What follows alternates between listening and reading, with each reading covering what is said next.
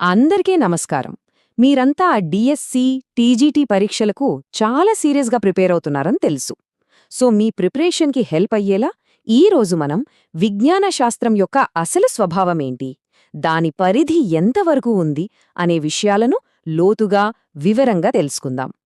చాలామంది ఏమనుకుంటారంటే సైన్స్ అంటే ఓ పెద్ద పుస్తకం, అందులో బోలెడన్ని నిజాలు, కొన్ని ఫార్ములాలు అంతే. కానీ ఒక్క నిమిషం ఆలోచించండి, నిజంగా అంతేనా? అస్సలు కాదు. సైన్స్ అనేది అంతకంటే చాలా చాలా పెద్దది. అదొక ప్రవాహం లాంటిది. ఎప్పుడూ ఒకేలా ఉండదు, నిరంతరం మారుతూనే ఉంటుంది. మరి ఆ ప్రయాణం ఎలా ఉంటుందో తెలుసుకుందామా?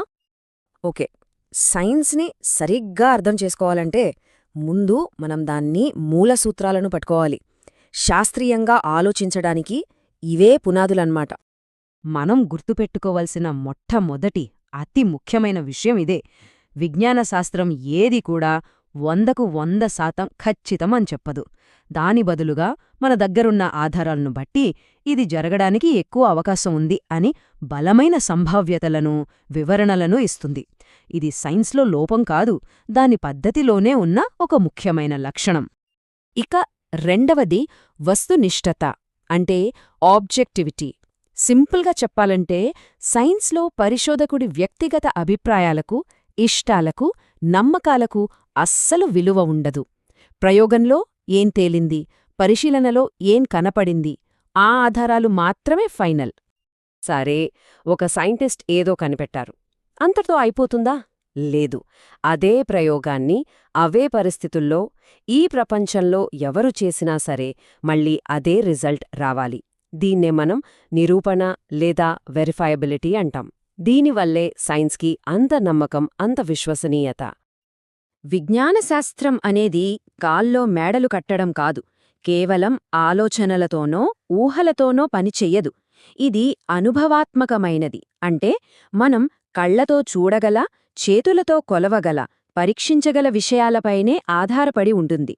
ఆ ప్రయోగం ద్వారా వచ్చే అనుభవం నుంచే అసలైన జ్ఞానం పుడుతుంది. ఇదే సైన్స్కి గుండెలాంటిది. ఈ ప్రకృతిలో ఏదీ కూడా యాదృచ్ఛికంగా జరగదు అని సైన్స్ బలంగా నమ్ముతుంది.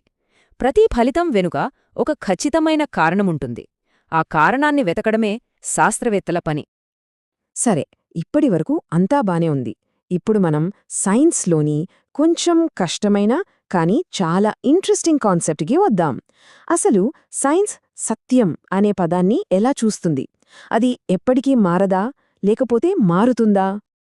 ఈ ఒక్క వాక్యం విజ్ఞాన శాస్త్రం యొక్క అసలైన శక్తిని చూపుతుంది. సైన్స్లో ఏదీ ఫైనల్ కాదు. ఈరోజు మనం నిజమనుకున్నది రేపు ఇంకా కొత్త ఆధారాలు దొరికినప్పుడు మారొచ్చు, లేదా ఇంకా మెరుగుపడొచ్చు. జ్ఞానమనేది ఒక ప్రవాహం.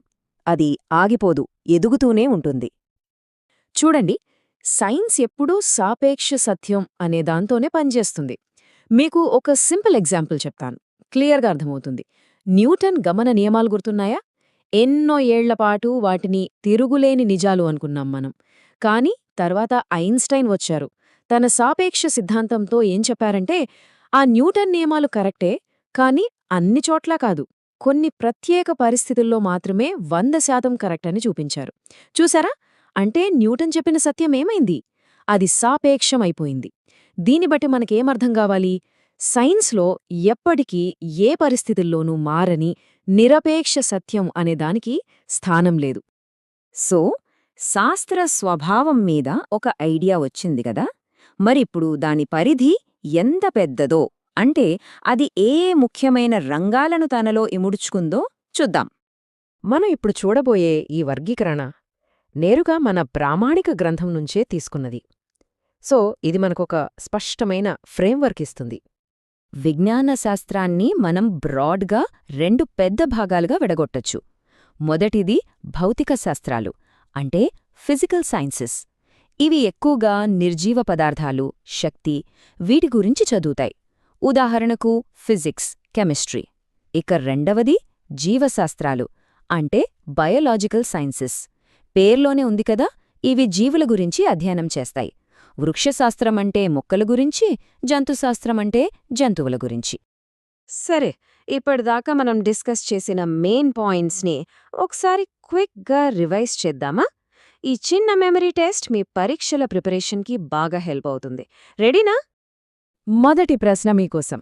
శాస్త్రీయ జ్ఞానం అనేది వ్యక్తిగత ఫీలింగ్స్ మీద కాకుండా దేనిమీద ఆధారపడి ఉంటుంది?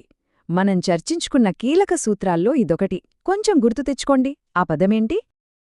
Yes, correct. సమాధానం వస్తునిష్ఠత లేదా ఆబ్జెక్టివిటీ. శాస్త్రీయ జ్ఞానం ఎప్పుడూ వ్యక్తిగత అభిప్రాయాల మీద కాదు, కేవలం ఆధారాలు, పరిశీలనల మీద మాత్రమే ఆధారపడి ఉంటుంది. ఓకే, రెండవ ప్రశ్న. ఇది కొంచెం ట్రిక్కీ. సైన్స్లో మనం కనుగొనే సత్యం స్వభావమేంటి? అది సాపేక్షమా లేక నిరుపేక్షమా? అద్భుతం.